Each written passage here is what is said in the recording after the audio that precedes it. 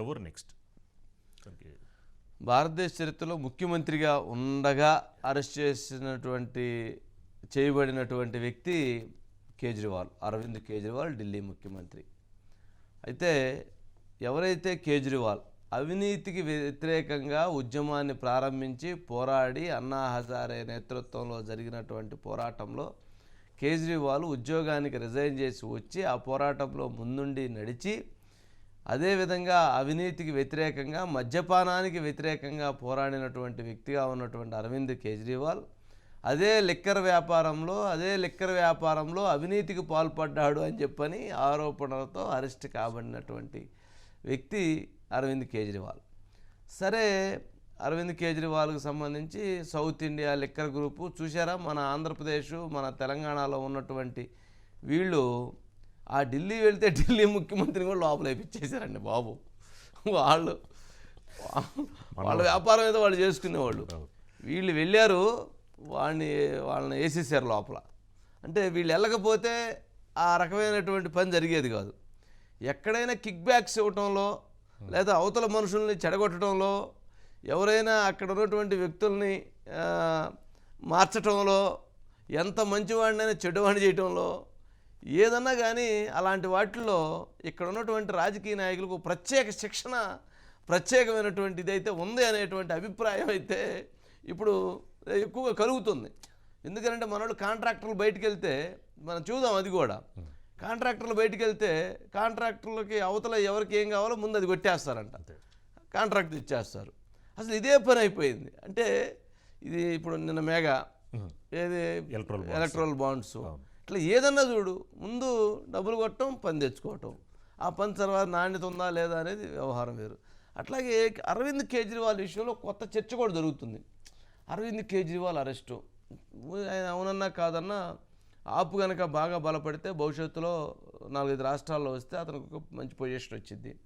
అతన్ని అవినీతి కేసులో అరెస్ట్ చేశారు. చంద్రబాబు నాయుడు గారిని కూడా అవినీతి కేసులో అరెస్ట్ చేశారు. మిగిలినటువంటి వాళ్ళ మీద కొంత నితీష్ కుమార్ లాంటి వాళ్ళు కొన్ని ఎలిగేషన్స్. ఎవరైతే కాస్త బలంగా భవిష్యత్తులో బలమైనటువంటి నాయకత్వాన్ని అనుకుంటా ఉన్నారో వాళ్ళందరి మీద ఏదో మొత్తానికి ఏదో కేసు రావటం, వాళ్ళైతే జైలుకి వెళ్ళటం అయితే జరుగుతుంది. మరి పైన ఆ విధి అట్లా రాసిందో లేదో తెలియదు, కానీ మొత్తానికైతే ఈడీయో లేకపోతే లోకల్ పోలీసో లేకపోతే ఇంకోరు అట్లాంటి జరుగుతూ ఉన్నాయి. రాజకీయ నాయకులు, రాజకీయ పార్టీలు ప్రారంభించినటువంటి వాళ్ళు అవినీతి చెయ్యకుండా లేక అటువంటి క్విట్ ప్రోకోలకు పాల్పడకుండా పార్టీలు నడపటం అనేటువంటిది అసాధ్యమైనటువంటి విషయం. అలాంటి వారు ఎవరన్నా ఇవాళ గాంధీ మహాత్ములు గారు వచ్చి నుంచున్నా కానీ ఓటుకు డబ్బులు ఇవ్వకుండా ఓట్లేసేటువంటి పరిస్థితి ఈ సమాజంలో లేదు, తగ్గిపోయింది. లేదు అనేది తగ్గిపోయింది. అవతల వ్యక్తి 4,000 ఇస్తే మహాత్మా గాంధీ డబ్బులు ఇవ్వకపోతే అవతల వ్యక్తికి ఓట్లేసే పరిస్థితులు ఏర్పడింది, దుర్మార్గమైన పరిస్థితులు ఏర్పడింది. మరి సరే, అరవింద్ కేజ్రీవాల్ తప్పు చేస్తుంటే ఖచ్చితంగా శిక్షించాల్సిందే. అయితే ఒక ముఖ్యమంత్రిగా ఉండి అరెస్ట్ కాబడినటువంటి వ్యక్తి నేను రిజైన్ చేయనని చెప్పాడు. సరే, ఆయన బెయిల్ సంబంధించి నడుస్తూ ఉంది, వివాదం నడుస్తూ ఉంది. ఎప్పుడైతే కవిత అరెస్ట్ అయిందో తర్వాత కేజ్రీవాల్ టార్గెట్ అనేది అనుకున్నారు. అలాగే కేజ్రీవాల్ లోపలికి వెళ్ళిపోయాడు. సరే, ఆయన్ని కస్టడీకి అడుగుతున్నట్లున్నారు. కస్టడీకి ఇస్తారా లేదా అనేటువంటిది తెలియాల్సినటువంటి పరిస్థితి ఉంది. ఏమండి సురేష్ గారు, ఒకసారి బైట్స్ ఉన్నాయంట, చూడండి ఒకసారి ప్లీజ్.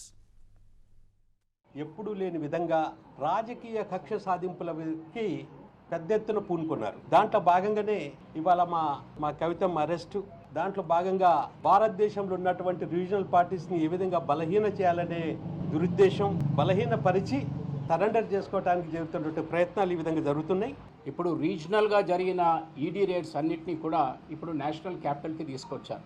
పార్లమెంట్ ఎలక్షన్స్ జరుగుతున్నాయి కాబట్టి ఆ ఉద్దేశంతో వారు చెప్పినట్టు ఈరోజు కేవలం ఏ రాజకీయ పార్టీలు వారికి లొంగలేదో, వారితో అలయన్స్లో రాలేదో, లేకుంటే ఏ రాజకీయ నాయకుడు వాళ్ళ పార్టీలో చేరలేదో అటువంటి వారిపైనే ఈ కక్ష అనేది చాలా స్పష్టంగా కనిపిస్తుంది.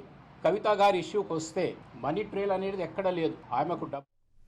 సురేష్ గారు, మొత్తానికి నామనాగేశ్వరరావు కవితమ్మ అంటున్నారు. ఇప్పుడు అంతా కూడా అదేందో అమ్మ జనరల్గా రాజకీయాల్లో మరీ పొగడ్తలు ఎక్కువైపోతాను. సరే, వారి అభిమానంతో కూడా పిలవచ్చు, తప్పు లేదు. సురేష్ గారు, సురేష్ గారు, వంశీ గారు, ఏంటండి మొత్తానికి కేజ్రీవాల్ అరెస్టు ముఖ్యమంత్రిగా దాదాపు అయితే ఈరోజు జరిగినటువంటి వాదనలో కాస్త ఆసక్తికరమైనటువంటి అంశాలు కూడా చోటు చేసుకున్నట్లున్నాయి. న్యాయవాదులు సుప్రీం ధర్మాసనం ముందు వాదించినటువంటి దాంట్లో రాఘవరెడ్డి గారి అట్లాగే శరత్చంద్రారెడ్డి గారిది కోట్ చేశారు. చాలా అంశాలు జరిగినాయి. ఏంటండి మొత్తం ఓవరాల్గా జరిగినటువంటి అంశం ఏంటి?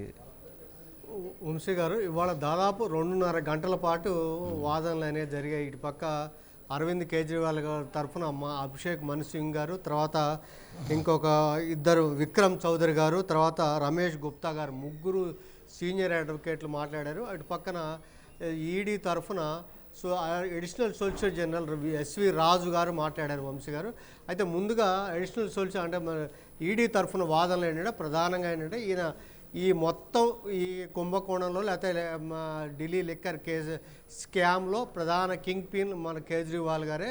సో ఆయన ఇన్వాల్వ్మెంట్ ఉంది, మా దగ్గర అన్ని ఆధారాలు ఉన్నాయి, అందరితోటి జరిపిన తర్వాత ఉంది. ఇప్పుడు క్రైమ్ అమౌంట్ 100 కోట్ల రూపాయలు ముడుపులు తీసుకోవడంతో బాగా దాంట్లో 45 కోట్ల రూపాయలని గోవాకు తరలించారు. గోవా పార్టీ ఎలక్షన్స్లో ఖర్చు పెట్టారు. అక్కడ కూడా మేము అది రుజువు చేసుకున్నాం. ఆ రకంగా 45 కోట్ల హవాలా రూపంలో చెన్నై వెళ్ళి చెన్నై నుంచి గోవా తరలించారు, అవి వాడుకున్నారు. ఆ 100 కోట్లే కాదు, మొత్తం మీద వాళ్ళ ప్రాఫిట్స్ అన్నీ కలిపితే ఈ మొత్తం అమౌంట్ 600 కోట్ల రూపాయలు ఉంటుంది. కాకపోతే మేము ఎన్నిసార్లు నోటీసులు ఇచ్చినా కానీ ఆయన దానికి స్పందించలేదు, కోఆపరేట్ చేయలేదు. కాబట్టి మేము ఇప్పుడు అరెస్ట్ చేయాల్సి వచ్చింది అని చెప్పని మనకి ఈడీ తరఫు న్యాయవాది గారు మనకి రౌజ్ అవెన్యూ కోర్టు దృష్టికి తీసుకెళ్లారు. ఆ రకంగా ఆయన వదిలి. అయితే ఇటుపక్క మను సింగ్ వారికి అసలు ప్రధానంగా వాదన ఏంటంటే అసలు మీ దగ్గర ఉన్న ఆధారం ఏంటి, ఇంతవరకు మీకు ఆధారం చూపించలేకపోయారు, అసలు క్రైమ్ అమౌంట్ ఏదో చెప్తున్నారు ఎక్కడి నుంచి ఎక్కడికి వెళ్ళిందో మీరు ఇంతవరకు ట్రేస్ చేయలేదు, అలాంటప్పుడు ఆయన్ని ఎలా అరెస్ట్ చేస్తారు, పైగా ఇప్పుడు షెడ్యూల్ జారీ అయింది, ఈ సమయంలో మీరు అరెస్ట్ చేయడంలో దీని ఉద్దేశం ఎలా ఉండి పొలిటికల్గా చూడాల్సి ఉంది. ఇక్కడ కేజ్రీవాల్ గారు ఒక వ్యక్తే కాదు, ఒక పార్టీయే కాదు, మొత్తం మీద అసలు ప్రజాస్వామ్య సిస్టమ్ ఎలా నడుస్తుంది, ఈడీ ఎలా వ్యవహరిస్తుంది అనే విషయం ఇక్కడ చూడాల్సి ఉంది. తర్వాత ఇంకొక కీలకమైన అంశం, మీరు ఎవరి మీద ఆధారపడ్డారు, ఎవరో అప్రూవర్లు ఒకళ్ళిద్దరు ముగ్గురు నలుగురు ఇచ్చిన అప్రూవర్లు స్టేట్మెంట్ల మీద మీరు ఆధారపడ్డారు. ఒక అప్రూవర్ ఎవరైతే మాగుంట రాఘవ్ గారు ఉన్నారో ఆ మాగుంట రాఘవ్ గారు తొలుత ఏంటంటే వాళ్ళ భార్యకి ఆత్మహత్యాయత్నానికి ప్రయత్నించిందని మీరే కోర్టుకు కూడా చెప్పారు. తర్వాత ఆయనకి ఏంటంటే అప్రూవర్గా మారిందని చెప్పి అక్టోబర్లో మీరు పాటను ప్రకటించేశారు మాగుంట రాఘవ్ గారికి. సో ఆయన స్టేట్మెంట్ మీద మీరు ఎలా ఆధారపడతారంటే ఇది ఎలా ఉందంటే ముందుగా మీరు ఒక ఎక్స్నో వైనో దాని అందులో ఇరికిస్తారు, అతను అరెస్ట్ చేస్తారు, అతను తీసుకెళ్ళి జైల్లో పెడతారు, అతను బెయిల్ వ్యతిరేకిస్తారు. వ్యతిరేకించిన తర్వాత అతను ఆల్ ఆఫ్ ఎ సడన్గా ఒక రాత్రికి ఆయనకు ఒక మెరుపు ఐడియా వస్తుంది, మనం ఎందుకు ఇదంతా గొడవ అప్రూవర్గా మారిపోయి ఎవరి మీద బ్లేమ్ చేస్తే సరిపోతుందని చెప్పి ఆయన అప్రూవర్గా మారుతారు. మీరు ఆయనకి ఏదో బ్యాక్ పెయిన్ అని అదని ఇదని మీకు మన ముందుగా మీకు అంటే కోర్టు నుంచి బెయిల్ తెచ్చుకుంటారు, బెయిల్ వ్యతిరేకించరు, బెయిల్ తీసుకున్న తర్వాత పాటను ప్రకటించేస్తారు. సో ఈ సిస్టమ్ అంటే మీ ఈడీ ఎలాంటి సిస్టమ్ అనుసరిస్తుంది, సో దీన్ని బట్టి చూస్తే స్పష్టంగా మీ దగ్గర ఎలాంటి ఆధారం లేకుండా ఈ రకం చేస్తారు. అయితే ఆయన రాజుగారు అయితే ఈడీ తరఫు న్యాయవాది శరత్చంద్రారెడ్డి గారి స్టేట్మెంట్ని ప్రస్తావించారు. అంటే ఆయన అప్రూవర్గా మారి స్టేట్మెంట్ ఇచ్చాడు, మేము సౌత్ గ్రూప్ 100 కోట్ల రూపాయలు ఇచ్చారు, ఆ రకంగా అందినట్టుగా అని చెప్పారు. ఇంకొక అంశం కూడా చెప్పారు. అయితే కవిత గారు ఇంతవరకు ఏం చెప్పారు, ఈ కస్టడీ సమయంలో ఈ 6 రోజులు రేపుతో కస్టడీ ముగుస్తుంది కవిత గారిది, కానీ కవిత గారు కూడా కొన్ని విషయాలు చెప్పారు.